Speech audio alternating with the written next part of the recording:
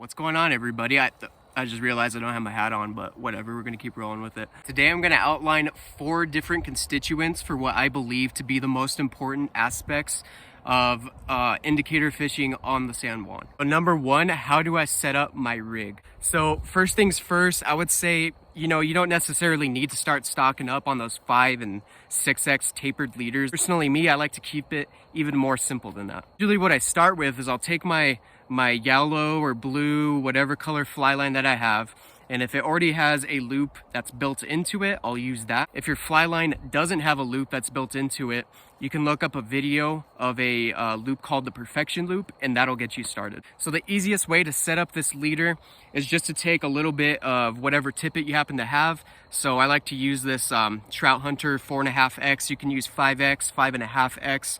I would just say make sure it's fluorocarbon. Usually I go with 4.5X because the fish don't seem to mind.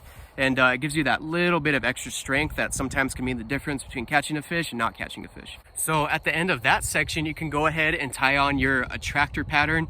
So use whatever you want: San Juan worm, chamois leech, articulated midge, squirmy wormy, whatever you want to use. The next step is going to be to tie another clinch knot off the bend of your attractor. Typically what I like to use for that is a little bit of this Trout Hunter 6X fluorocarbon. All of a sudden I use Trout Hunter everything. I really like it. It's great tippet. So what I'll do is I'll tie about 8 to 12 inches of that off the bend of my attractor.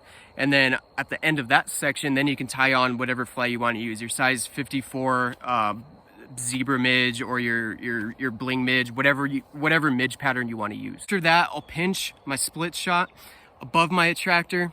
I'll throw my indicator on, and then I'll start fishing. What about indicators, right? We usually kind of just skip over this part, but I think it's really important. Being able to detect those super subtle strikes on the San Juan is key. One of the biggest mistakes that I see people make when they're setting up their rig isn't what flies they're using. It's not the size tippet that they're using.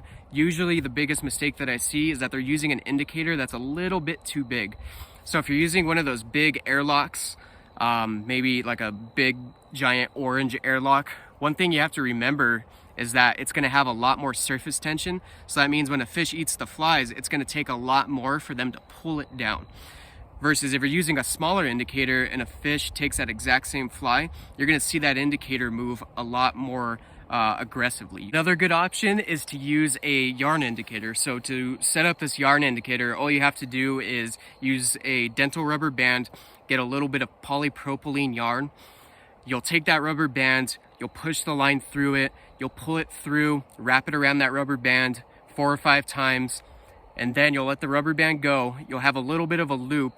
You'll feed that yarn through that loop, and then you'll push that rubber band up, and then you'll pull both sides of the line, and there you go. You have a very sensitive indicator. Put a little bit of floating on it, and then you're good to go. What about the presentation? What about the actual fishing?